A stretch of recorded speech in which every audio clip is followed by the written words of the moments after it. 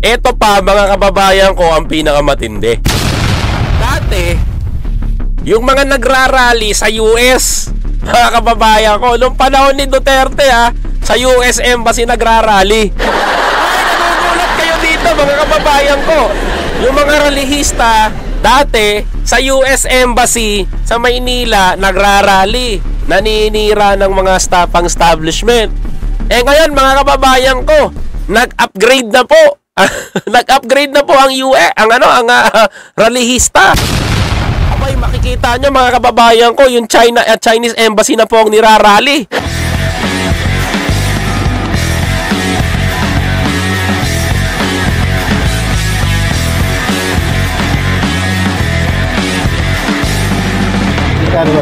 Magkano sir? Ang alin?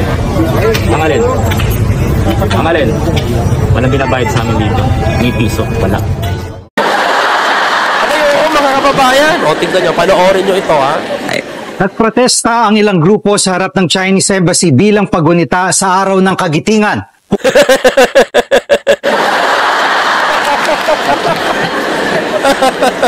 Imagine ninyo, hindi na, magbago na po ang kuta ngayon ng rally. Ang susunod na rally, mga kababayan ko, dyan na po sa May Makati, sa Chinese Embassy. Di ba, mga kababayan? Doon na po ang susunod na event ng rally, mga kababayan ko. Kaya yung maisog, mga kababayan, subukan natin pumunta doon. Nakakatawa to, mga kababayan ko. Nung panahon ni Duterte kasi, ang rally ng mga pro-Duterte, yung mga nagrarally na yan, galit na galit yung mga yan sa Embahada ng Amerika. Kasi si Duterte nga daw, tuta ng Amerika. Ngayon naman, mga kababayan ko, lumabas yung tunay na kulay. Tuta ng China. Nagalit naman Pilipino doon sa panig ng China. Tingnan yung nangyari, karma. Triple karma nangyari sa kanila nito. Di ba, mga kababayan? Tuloy natin. Umalag naman ang Philippine Coast Guard sa bagong paratang ng China kaugnay ng mga aksyon ng gobyerno sa West Philippine Sea. Nasa frontline ng balitang yan si Marian Enriquez. Ito lang ang patunay, mga kababayan ko, na ang mga Pilipino, kahit ang kalaban ng gobyerno, nakikiisa. No, literally, mga kababayan ko, literally, na ang mga nakikinig, yan, sa totoo lang ngayon nakikita ninyo na, mga kababayan ko, na yung mga kahit kalaban ng gobyerno ay nakikinig na sa atin at pumapanig ngayon sa Marcos administration. Bakit, mga kababayan ko? Bakit pumapanig sa atin? Ba't umaayon sa atin yung panahon? Bakit ganito ang nangyayari? Hindi ba kayo nakakahalata, mga kababayan ko? Dahil alam nila, mga kababayan ko, na meron tayong pupuntahan dito sa administrasyon na to. Hindi papalag yung mga rallyista na yan, kundi ganyan. Sabi ko sa inyo, naging aktivista ako pagdating dati, nagrarally talaga kami. Hindi magagalit ang ito kung walang ginagawang kabalbalan ng dating gobyerno. Tuloy. Tinapak-tapakan at pinunit-punit ang Dati mukha ni Obama, ni Bush. Ngayon, mga kababayan ko, bago na, si Xi Jinping na. na ito ni Chinese President Xi Jinping sa harap mismo ng Chinese Embassy sa Makati. Ang grabe nito coalition nagkabit pa ng watawat ng Pilipinas sa kani-kanilang motor at bumusina habang dumadaan sa tapat ng embahada. Bahagi ito ng protesta ng iba't ibang grupo ngayong araw ng kagitingan. Ito ay para kondenahin ang paulit-ulit na pangaharas ng China sa mga mangingisda at barko ng Pilipinas sa West Philippine Sea. Tama naman dyan. Ako papalakpakan ko kayo dyan. Thank you for your effort. At least, mga kababayan ko, ramdam din ng mga kababayan natin yung problema ng ating mga mga fisherman. Why? Mga kababayan ko, sabi ko nga sa inyo yung part na yan, mga kababayan ko, ang wawasak sa mga Duterte. Bakit ko nasasabi? Bakit ko nasasabi to? Na malaking impact ito sa mga Duterte. Mga kababayan ko. Dahil sa pagdikit nila sa China, ito ang nangyayari. Alam nyo, simple arithmetic lang naman to Kayang-kaya ni Duterte kausapin si Xi Jinping, even na hindi siya nakaupo dyan. Ito lang kung mahal talaga ni Duterte ang Pilipinas ang mga fisherman natin doon sa Scarborough at doon na nagasa Ayungin Shoal sa Recto Bank, mga kababayan ko, kung mahal talaga ni Duterte, isang tawag niya lang kay Xi Jinping yan, mga kababayan ko. Wala, mga kababayan ko Wala Wala talaga. Bakit ko nasabi? Hanggang ano lang How is she? How is she? How is she? Diba? Ano masabi ni Duterte? I love Xi Jinping. Diba? Sabi ni Sara, Shishi, kwala, Xi Jinping.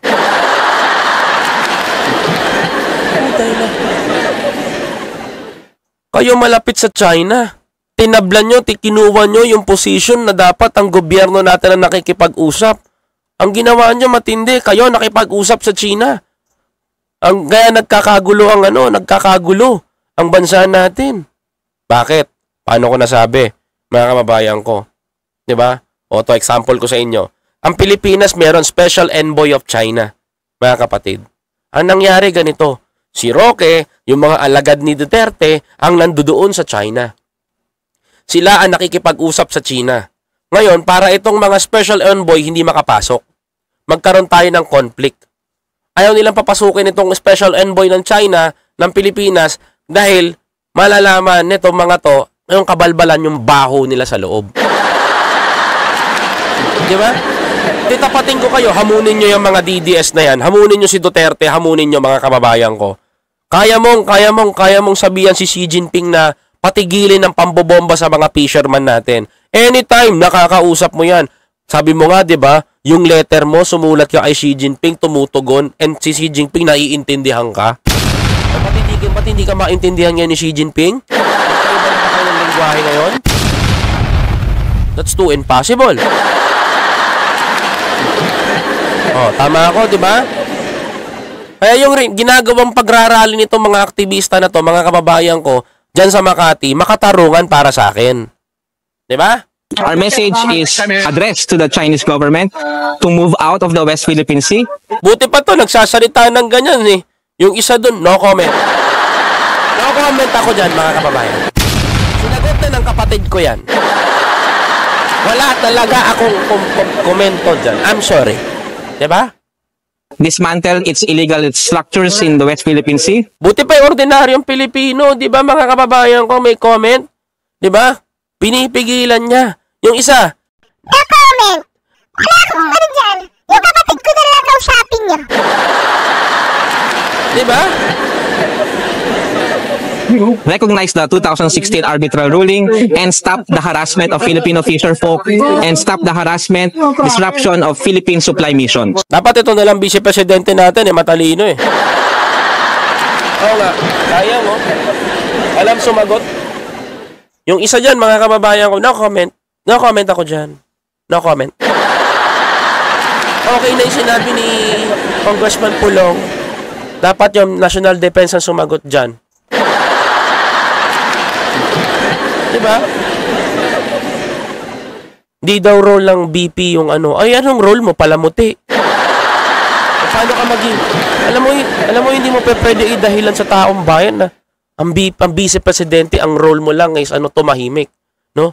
Tandaan mo, remember, dyan makikita ang tapang mo kung marunong ka sumagot at dyan makikita ng mga sundalo natin kung may pagpapahalaga ka. Diba? Kung di mo naman kaya sumagot dyan, maluwag ang pintuan. You can send a letter. Resign. Tuloy. Sabay sa kilos protesta, muling pinalagan ni Philippine Coast Guard spokesperson for the West Philippine Sea. Alam mo, nakakaaway mga Coast Guard natin, no? Yung vice-presidente nyo, hindi kayo tulungan. Literal, ha? Nakakaaway mga sundalo natin, no? Pati yung Coast Guard, no? Commodore General, Sir, hindi kayo kaya paglaban, no? Commodore J. Tariela ang mga panibagong paratang ng China. Nakakaawa naman yung mga Coast Guard natin. Nagbabala kasi ang China na nakasisira raw sa yamang Ito, nakakatawa pa, no? Ano kaya masasabi ni Sarah dito? dagat ng Rizal Reef sa Recto Bank ang mga inilatag na payaw ng Pilipinas noong isang linggo. Ang payaw ay isang kawayan o plastic drum na nakaangkla sa laot na nagsisilbing palatandaan ng mga mangingisda kung saan sila manghuhuli. Ito, nakakatawa, mga kababayan ko. Ito literally Ano kaya masasabi ni Sara Duterte dito, mga kapatid? Ito partida na to Siguro naman sa soberenya natin may pakialam ka kasi sa atin 'yan. 'Di ba? Pag-aari natin 'yan. 'Di ba? Atin itong to. Pasok na to sa ating sa ating economic zone.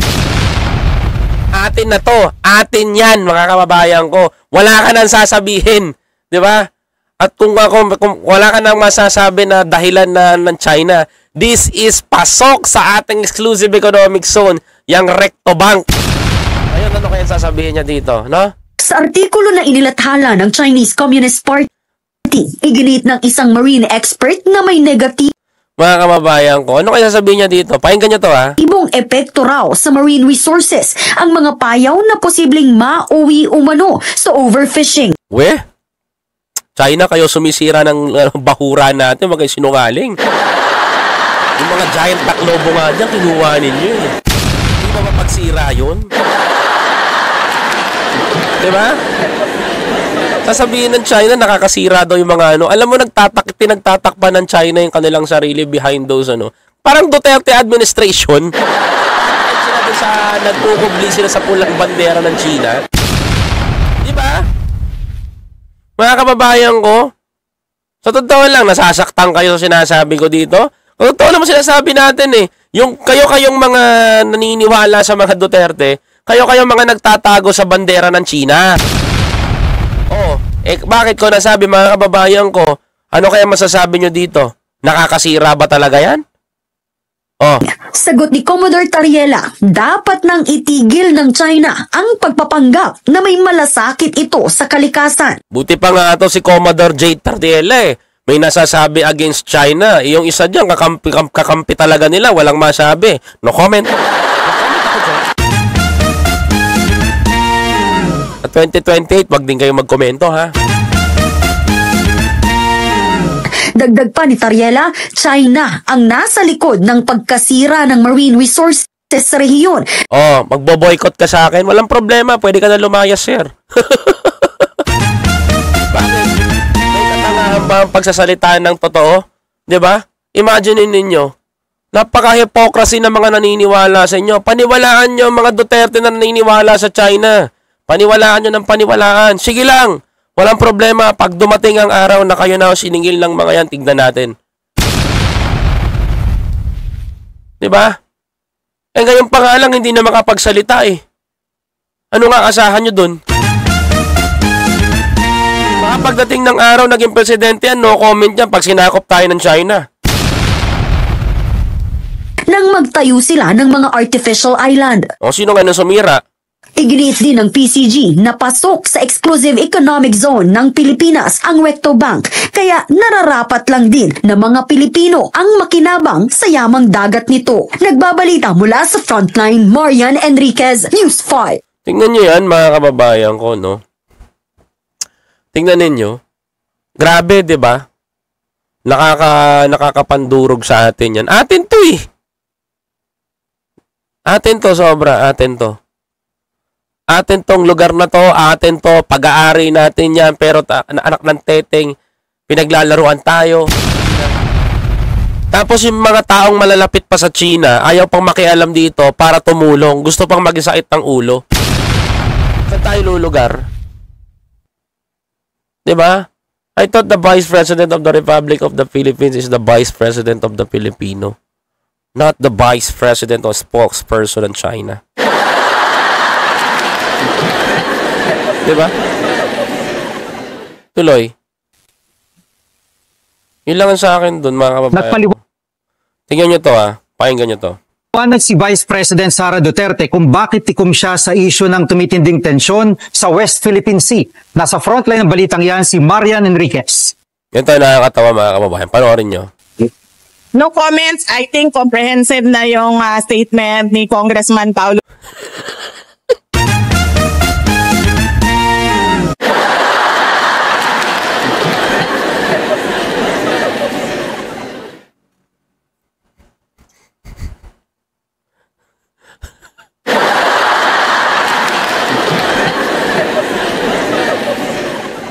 Is this the president that you want in 2028?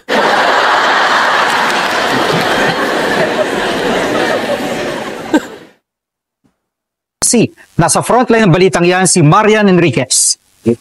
No comments. I think comprehensive na yung statement ni Congressman Paulo Duterte about me and the West Philippines. I think that question can better be answered by the Department of Foreign Affairs and the Secretary of the Department of National Security. Is this the president na gusto ninyo? Mga kababayan? Literally. Mga kababayan ko. Kung dito pa lang, babase na siya sa kapatid niya. Ang ending nito, mga kababayan ko, kapatid niya rin pala magpapatakbo sa kanya. Shoutout kay Ma'am Delia Susoko. Ayan, maraming salamat po from California, USA. Diba? Tama ako? Correct me if I'm wrong. Hindi kasi to ang sagot para sa akin eh. Tingnan nyo ha. Nasa frontline ng balitang yan si Marian Enriquez. No comments. I think comprehensive na yung No comment, comprehensive. Yung statement daw ni Congressman Pulong. statement ni Congressman Paulo Duterte about Para sa kanya. Okay na daw yon. So, ibig sabihin nito, mga kababayan ko, yung statement ni Sara Duterte na statement ni Pulong, okay na sa kanya. Okay na sa kanya yon. Okay na sinabi ni Pulong na hindi niya na maging trabaho yon. My God! Ano ba nangyayari sa bansa natin, no?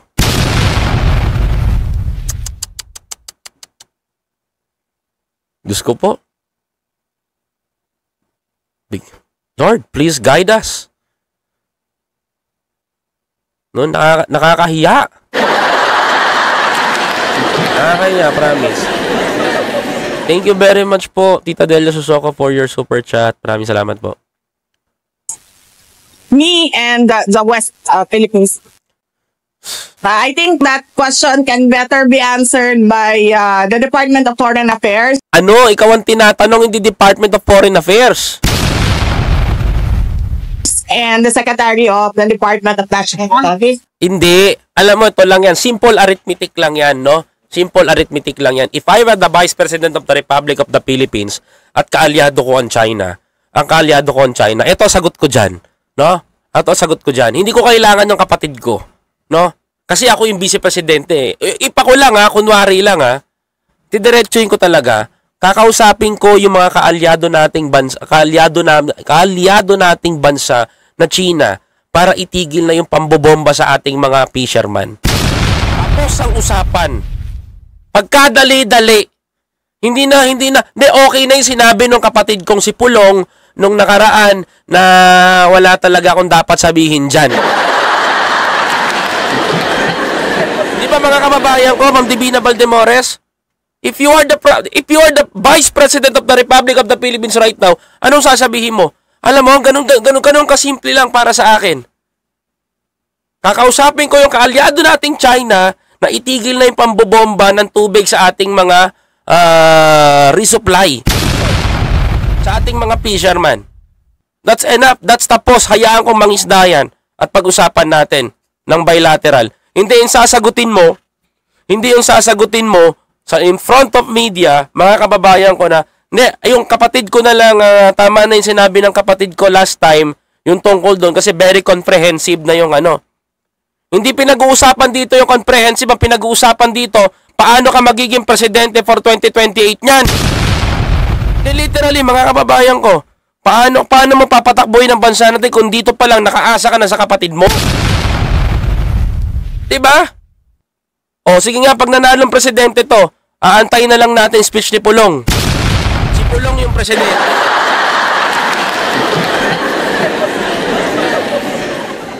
Hindi ganun, vice-presidente. Sa ginawa mo na yan, sa totoo lang ha, marami ako nakausap na sundalo ngayon na demoralize sa'yo. Sa totoo lang, na-demoralize sa'yo. Diba? Ayaw na sa'yo. Bakit? Sagot ng mga sundalo sa GC namin, no? Ano ba naman to sinasabi ng vice-presidente natin? Nakakahiya naman. Diba? Paano tayo pagtatanggol nito sa pinaglalaban natin? Diba? Even dun sa mga pulis sa GC namin, natatawa sila sa'yo. Tinatawanan kanila. Eh kung sinasabihan nyo ng weak leader si BBM, mas weak ka pa daw dun. Hindi ba isa sa totoo lang? Iba yung tapang mo dati sa ngayon eh. Hinahanap ko yung tapang mo dati. Hindi ikaw yung kilala kong Sara Duterte na palaban eh. No, hindi ikaw yung kilala kong Sara Duterte na palaban. Parang nagbago ka ngayon eh. Yung galaw mo sa totoo lang. Hindi na ikaw yung Sara Duterte na tinitingala ko, pinapalakpakan ko nun. Wala na, Vice. Promise. Hindi na ikaw yun. Kasi kung yung binoto namin na Sara Duterte nung kampanya, hindi ikaw. 'Di ba? Ang kilala namin vice-presidente namin na si Sara Duterte, yung palaban at matapang. Ba't parang ngayon bumaliktad ka? Anong nangyari? 'Di ba? Mga kababayan ko, totoo lang naman tayo. Hindi naman tayo nagloloko dito, hindi naman tayo sinasabi natin yung totoo sa taong bayan. Diba? Ito ang sinabi ni Vice President Sara Duterte sa gitna ng usapin ng patuloy na pangaharas ng China sa West Philippine Sea. Diba, imaginein mo, wala kang komento. Sundalo mo yan eh, oh. Ikaw ang pinakamataas, ikaw ang pang-ikalawang pinakamataas na personalidad o politiko sa bansa natin. Paano na lang kung wala na si Pangulong Bongbong Marcos, nasawi sa isang gera, nasawi sa isang plane crash. Tapos ikaw na ang presidente. Wala kang komento dyan? Knock on wood.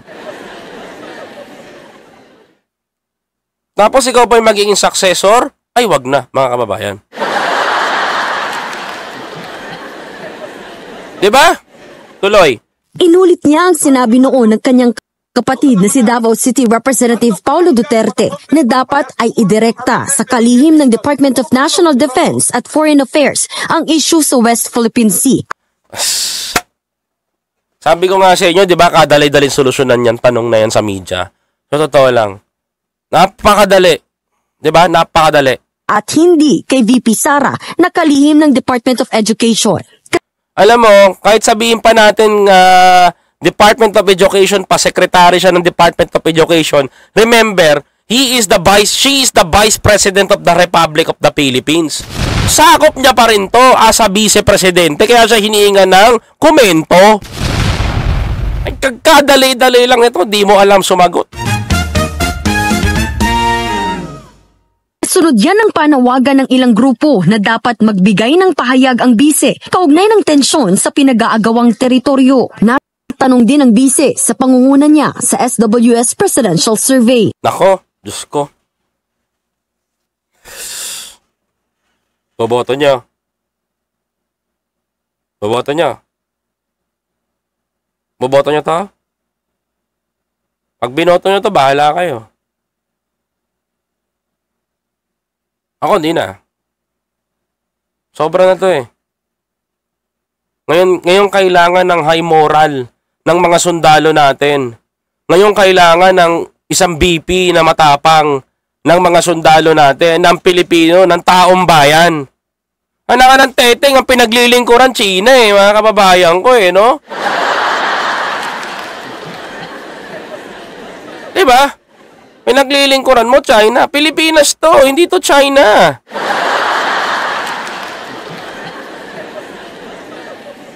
Ngayon ang lumalabas ngayon na matapang si BBM. Si BBM na tunay na may puso sa Pilipino at ito talaga ang lumalabas na walang puso for the Pilipino.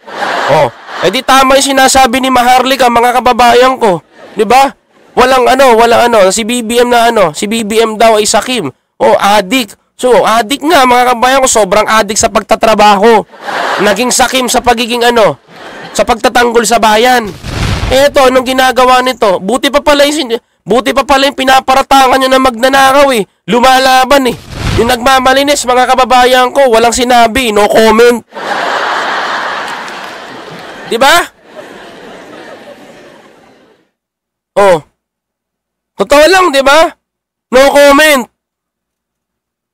Tuloy. Napakalayo pa kasi ng 2028 para natin pag-usapan siya ngayon. Ang ginagawa lang natin ngayon at kailangan natin gawin lahat ay magtrabaho muna. Mag-contribute tayong lahat sa nation building. Ano na itulong mo?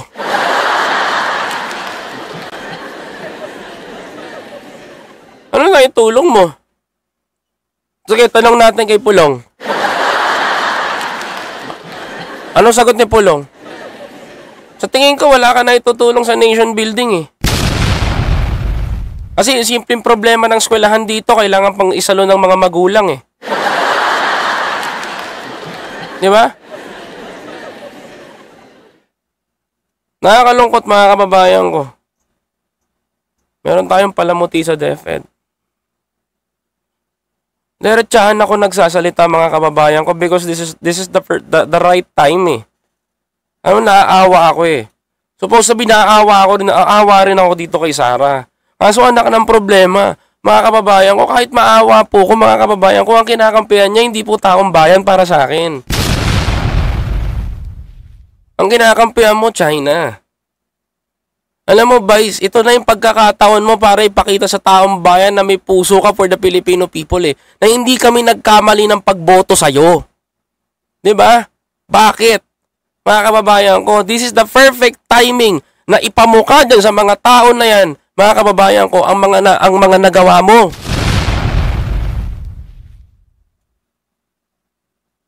Diba? Na kahit man lang dito, may pagtanggol mo yung mga sundalo because yung tatay mo, yung mga nagtatanggol sa inyo, sinasabing may mga sundalo kayo, mga tinutulungan, sundalo ang poprotekta sa inyo. Eh even dito, hindi nyo maprotektahan yung mga sundalo natin. Paano pa kayo niyan?